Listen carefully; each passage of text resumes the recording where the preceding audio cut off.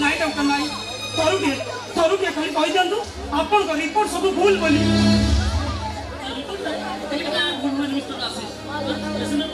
Doctor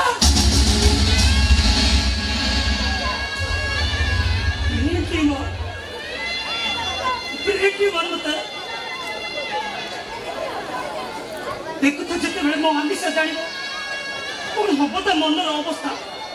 ଆରେ ସିଏ ଯେତେବେଳେ ଜାଣିବ ସେ ପିନ୍ଧିଥିବା ଶଙ୍ଖା ସିନ୍ଦୁର 2.5 ଦିନର ସଦବାସ ଆଣିଛି। ଧୈର୍ଯ୍ୟ ଧରିପାରିବ ତ ଡକ୍ଟର?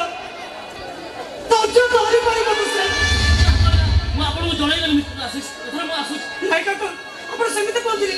ଡକ୍ଟର ମୋ କଥା ଟିକେ ଶୁଣନ୍ତୁ। ଶୁଣନ୍ତୁ ଡକ୍ଟର ମୋ କଥା ଟିକେ ଶୁଣନ୍ତୁ। ମୁଁ ବଞ୍ଚିବାକୁ ଚାହେଁ ଡକ୍ଟର, ମୁଁ ବଞ୍ଚିବାକୁ ଚାହେଁ। ମୋ ଆଲିସାଠାରୁ ମୁଁ ଏତେ ଶୀଘ୍ର ମରିଯିବାକୁ ଚାହେଁନି ଡକ୍ଟର। ମୁଁ ମରିଯିବାକୁ ଚାହେଁନି ଡକ୍ଟର, ମୁଁ ମରିଯିବାକୁ ଚାହେଁନି।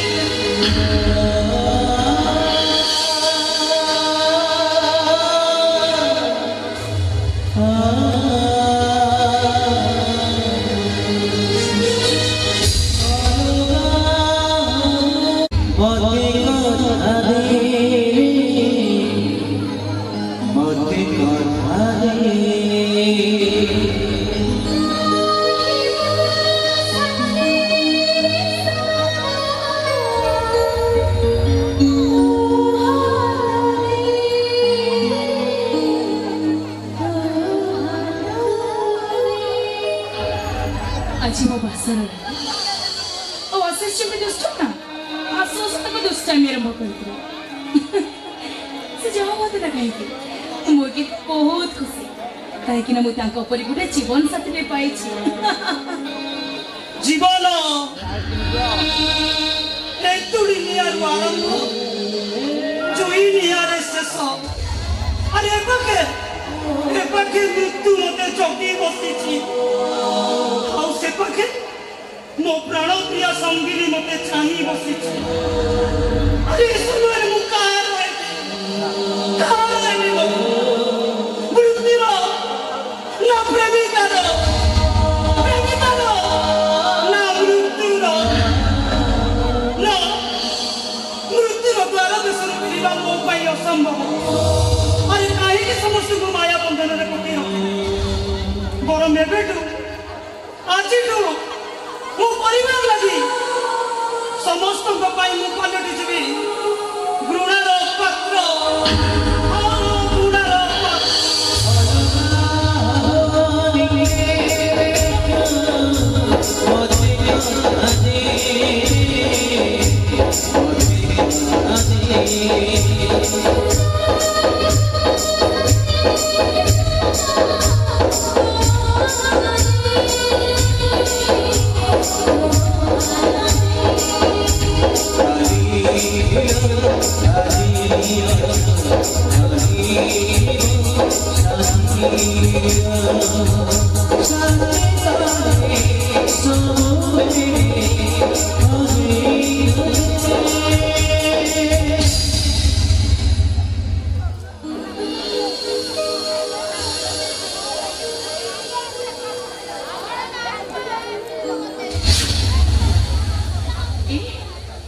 आज पूरी दिन रे तमे मद पिउछ भाई मैडम आज की करबो की?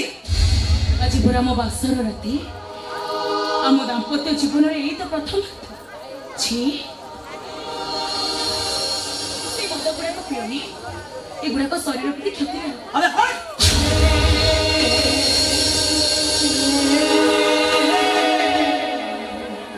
क्षति हां क्षति कर मद पीबा को मना करबा को तू किया आशीष आशीष मो तो स्त्री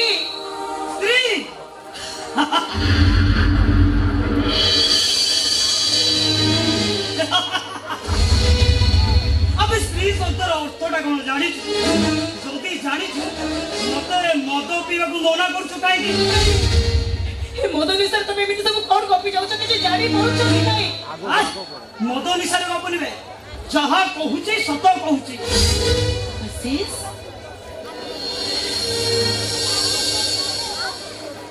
ବାସର ରାତିର ଦୀପଟା ଇଚ୍ଛାଇଲି ହେଲେ ତମ ଭିତରେ ଏ କି ପରିବର୍ତ୍ତନ ମୁଁ ତ କିଛି ବୁଝିପାରୁନି। ବୁଝିପାରୁନୁ ଆରେ ଯୋଉ ଝିଅ ବାଡୁ ଅବସ୍ଥାରେ ପ୍ରେଗନେଣ୍ଟ ହୁଏ ତାକୁ କଣ କୁହାଯାଏ? ତମେ ଏସବୁ କଣ କହିଯାଉଛ? ହେ ଦେଖ ଆମ ବାସର ରାତିର ବସ୍ତ୍ର ଦୀପଟା ଇଚ୍ଛାଇଲି ତମେ ଏମିତି କଣ ସବୁ କହିଯାଉଛ? ରାତିର ବାସରେ ଦୀପ ହେଲେ କହିପାରିବ ପେଟରେ ଘରକୁ ମାଛୁଆଟା କାହା କଣ କହିଲୁ? ବାସର ଦୀପ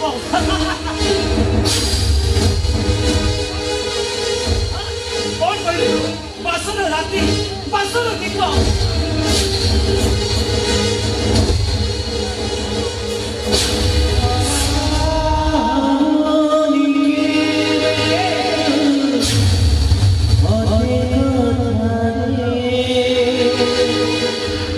अबे मो पाइले बासर राति मिछ मो पाइले बासर दीप भूल तू हौच गोटे चरित्रहीन बेश्या ଏମିତି କଣ ସବୁ କହିଯାଉଛ କିଛି ବୁଝିପାରୁଛ କି ନାହିଁ? तो कहूची ଯୋଉ ଝିଅ ବାଡୁ ଅବସ୍ଥାରେ ପ୍ରେଗନେଣ୍ଟ ହୁଏ ତାକୁ କଣ କୁହାଯାଏ? କଣ କୁହାଯାଏ? ମୋ ଗର୍ଭରେ ପଡୁଥିବା ସନ୍ତାନ ତ ତମ ଓରସର। ମିଛ କହୁଛୁ ତୁ ସାଲି ବିବାହ ପୂର୍ବରୁ କେତେ ପୁରୁଷଙ୍କ ପାଖରେ ଶୋଇଥିବୁ କେତେ ପୁରୁଷଙ୍କ ଓରସରେ ପେଟରେ ତୋର ଛୁଆଟା ବଢୁଛି ଜବାବ ଦେଇପାରିବୁ ତ? ଜବାବ ଦେଇପାରିବୁ? ଚୁପ୍ ଏକଦମ ଚୁପ୍। ତମ କଥା କହିବାର ତମେ ସୀମା ଟପି ଯାଉଛ। ନିଜ ସୀମା ଭିତରେ ରହି କଥାବାର୍ତ୍ତା କରିବା ପାଇଁ ଚେଷ୍ଟା କର। ତାହା ନହେଲେ କଣଟା କରିବୁ?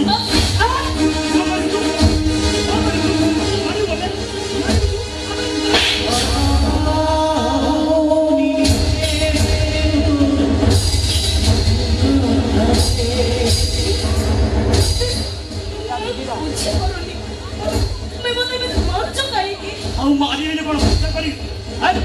କହ ତୋ ପେଟରେ ବଢୁଥିବା ଛୁଆଟା କାହାର? ପଚାରୁଛି ପରା କହ କହୁଛି।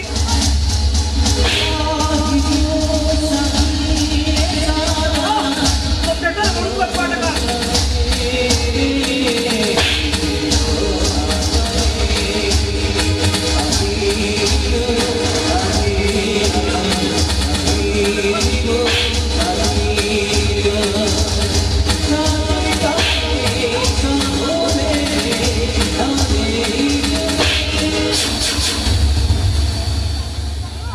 ଜାଣିଗଲି ମୁଁ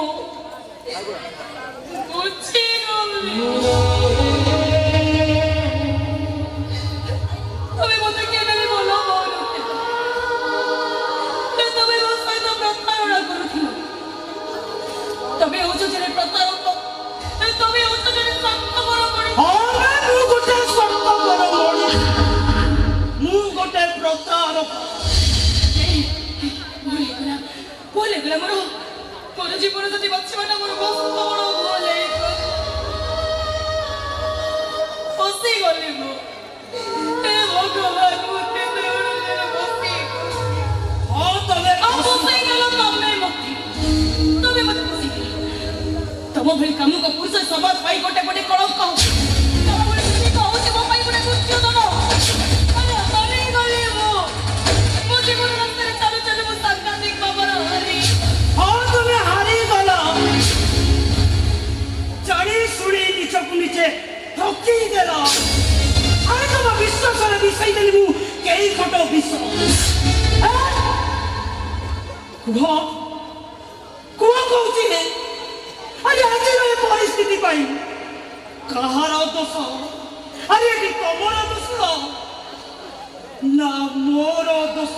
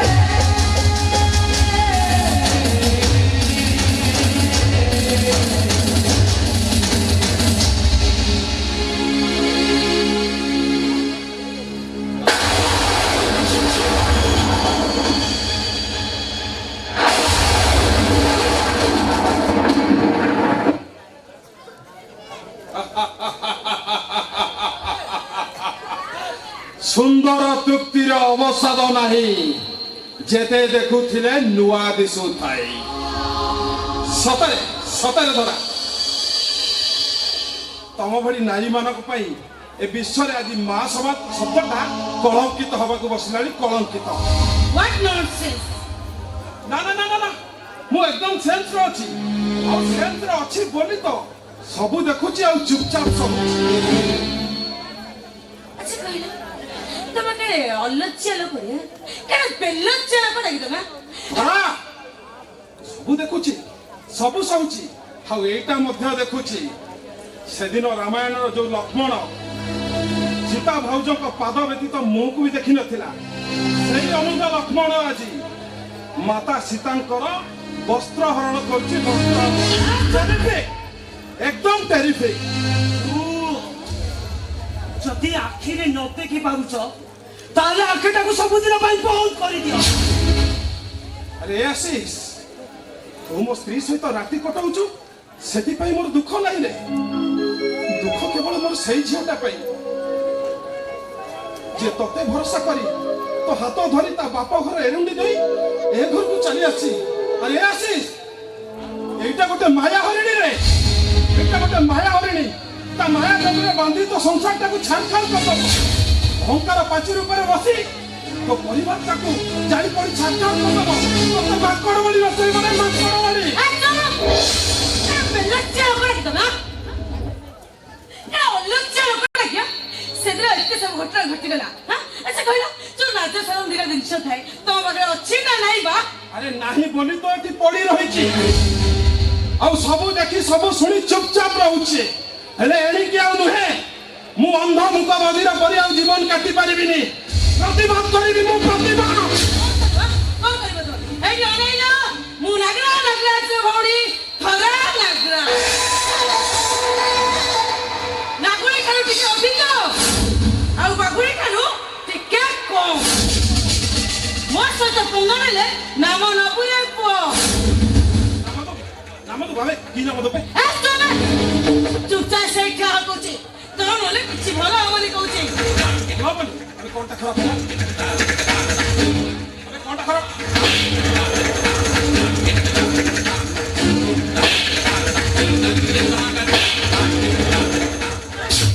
ଏଇ ଠିଆ ହେଇଛ ଆଉ ସେ ଏଗାର ମାମଲା ହାତ ଆଇଲା।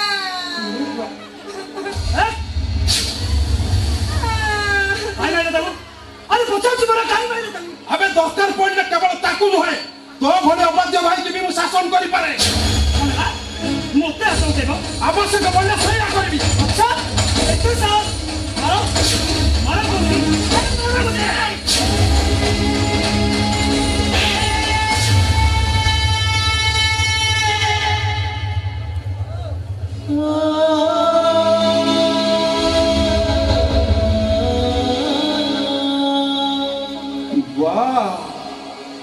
ବାହାରେ ଆସିস ବା ଏ ବଡ଼ ଭାଇର ଦାନର ପ୍ରତିଦାନ ତୁ ବେଶ ଭଲ ଭାବରେ ସୁଝିଦେଲୁ।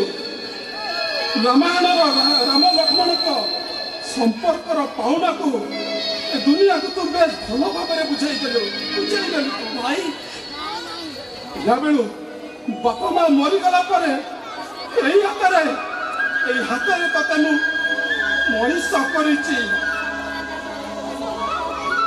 ନିଜେ ଉପାସ ରହି ନିଜ ପେଟରେ ଓଦା କନା ଦେଇ ତୋ ପେଟକୁ ମୁଁ ଆହାର ଦେଇଛି।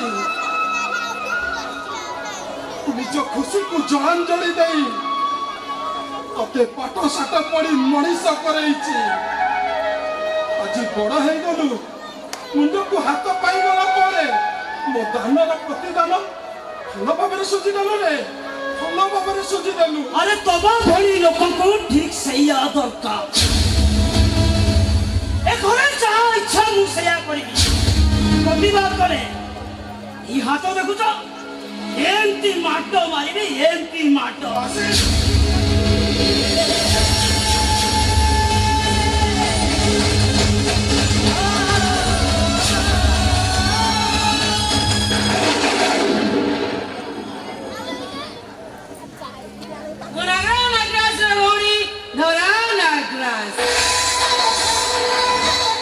Naguri ଏକ ଏ ଘରେ ମୋ ନାଟକଟା କେମିତି ଲାଗୁଛି? ଧରା ନାଟକର ଆରମ୍ଭ ହୁଏ ନିଆରା ଢଙ୍ଗରେ କିନ୍ତୁ ନାଟକର ଶେଷ ହୁଏ କିଛି ଭିନ୍ନ ରୂପରେ। ବାବୁ ମଉସା, ନମସ୍କାର। ନମସ୍କାର ବାବା ନମସ୍କାର। ଏ କଥା କଣ କି ଝିଅଟାକୁ ମୋର ବହୁତ ଦିନ ମୁଁ ଦେଖିନି ସେଇଥିପାଇଁ ଚାଲି ଆସିଲି। ଆସିଲେ ଭଲ କଲ ଆସିକି ସିଆଳିଆ ଲୋକଟା ଆଜ୍ଞା ମୋ ନିରୀହ ଗେରସ୍ତଟାକୁ ଫୁସରାଇ ଫସରାଇ ଘରକୁ ଝିଅଟାକୁ ପଠେଇ ଦେଲା। ଆଉ ମୁଁ ଯୋଉ 3 ଲକ୍ଷ ଟଙ୍କା କଥା କହିଥିଲି କାହିଁ କୁଆଡେ ଗଲା ସେ ଟଙ୍କା? ଟଙ୍କା 3 ଲକ୍ଷ ନ ପାଇଁ ତ ଧନବାବୁ ମନା କରିଛି। ମନା କରିବାକୁ ସିଏ କିଏ?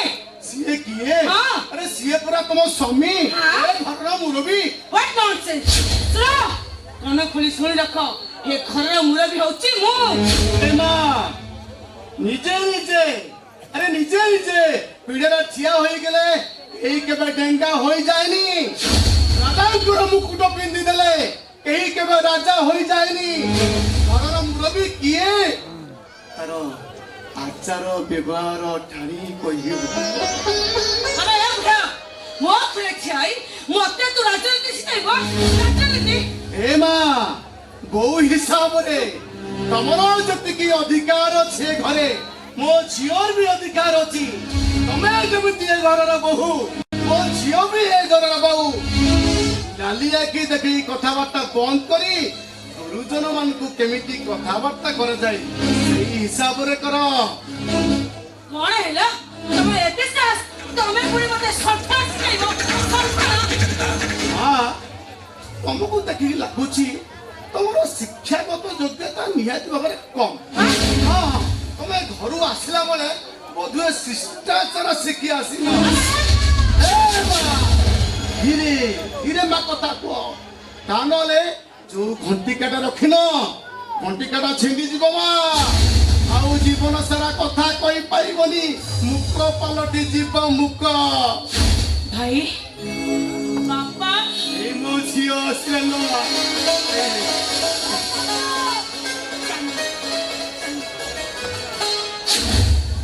ଏ ବୁଢ଼ା ଝିଅ ଘରକୁ ଆସିଛି ବହୁତ ଗୁଡା ଭାଷଣ ଦେଲି ସେଇ ଖୁସିରେ ଆଜି ମୋ ନିଜ ହାତରେ ମୁଁ ତତେ ଚାହା ପିଏଇବି।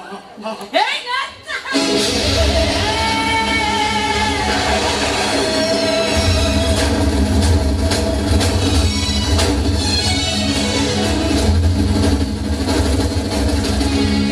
ଏ ଶୁଣ ସେ ବୁଢ଼ା ଯେମିତି ଏ ଘର ଏରୁଣ୍ଡି ବନ୍ଧା ନ ଦିଏ ଆଉ ଯଦି ସେ ଘର ଏରୁଣ୍ଡି ବନ୍ଧା ଦେଇ ଏ ଘର ଭିତରେ ପଶିଲା ତାହେଲେ ସମସ୍ତ ଉପରେ ପେଟ୍ରୋଲ ଦେବି ମୁଁ ନିଆଁ ଲଗେଇଦେବି।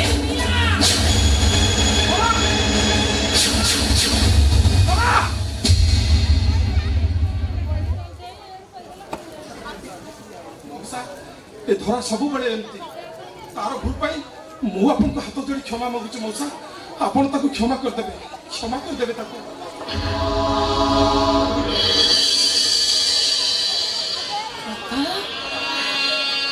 ବାପା ବାପା ତମେ କାନ୍ଦୁଛ? ଏ ମା ଆରେ କାନ୍ଦିବେନି କଲ ଆରେ ଏଠି କୋଉ ସୁଖ ଶ୍ରୀ ତୋ ପାଇଁ ଛିଣ୍ଡି ପଡୁଛି ଯେ ତୋ ବାପ ଆଜି ମନ ଖୋଲି ଆସିବ। ଏ ମା ଚାଲ ଆମେ ଏବେ ଘରକୁ ପଳେଇ ଯିବା। ଚାଲ ମା ବାପା ଝିଅ ତା ବାପ ଘର ଏରୁଣ୍ଡି ବନ୍ଧ ଦେଇ ଆସି ସାରିବା ପରେ ଝିଅ ଯଦି କେବଳ ଶାଶୁ ଘରୁ ମଶାଣି ବୁଝି ମୁଁ କୁଆଡ଼େ ବି ଯିବିନି ବାପା। କାହିଁକି ଲୋ ମା କାହିଁକି ଏଠି ହନ୍ତସନ୍ତ ହେଇ ପଡି ରହିବୁ? ଆରେ କୋଉ ସୁଖଟା ଏଠି ତୋ ପାଇଁ ଅଛି ମା? ନାଇଁ ବାପା ନାଇଁ ମତେ ଦେଖୁନ ଏ ଦେଖ ମୁଁ ବହୁତ ଖୁସିରେ ଅଛି ମୁଁ ଏପଟେ ବହୁତ ଶାନ୍ତିରେ ଅଛି। ଦେଖିପାରୁଛି ନା ମା ଦେଖିପାରୁଛି ମୋ ଝିଅ ଆଜି କେତେ ସୁଖରେ ଅଛି କେତେ ଶାନ୍ତିରେ ଅଛି। ସବୁ କରିବି ମୁଁ ପରା ତୋ ବାପ।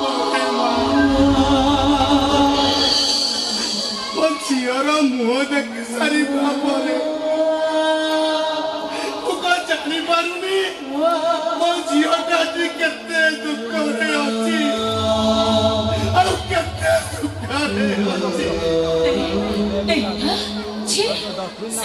ଛୁଆଙ୍କ ଭଳି କଣ କାନ୍ଦୁଛୁ ଛେ ମୁଁ ତମକୁ ଗୋଟେ କଥା କହିବି ରଖିବୁ ନା ରଖିବୁ ନା তুমি তুমি অছুটে ঘরକୁ କେବେ ବି ଆସିବ କେବେ ବି ଆସିବନି তুমি ତମକୁ ତମ ଝିଅ ରଖିବ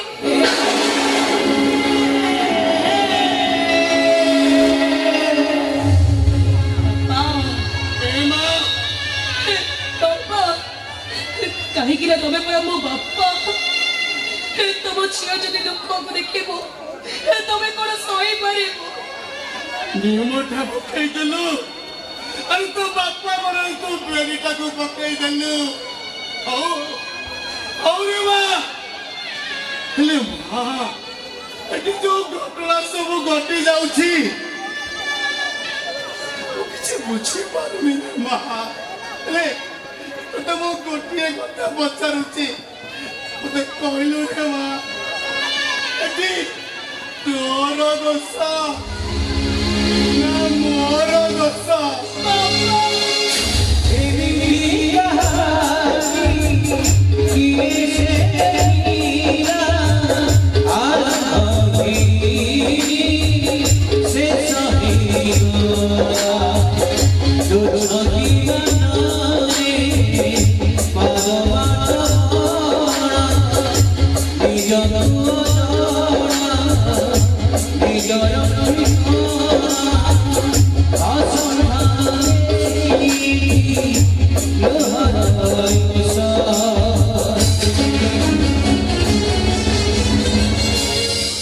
If you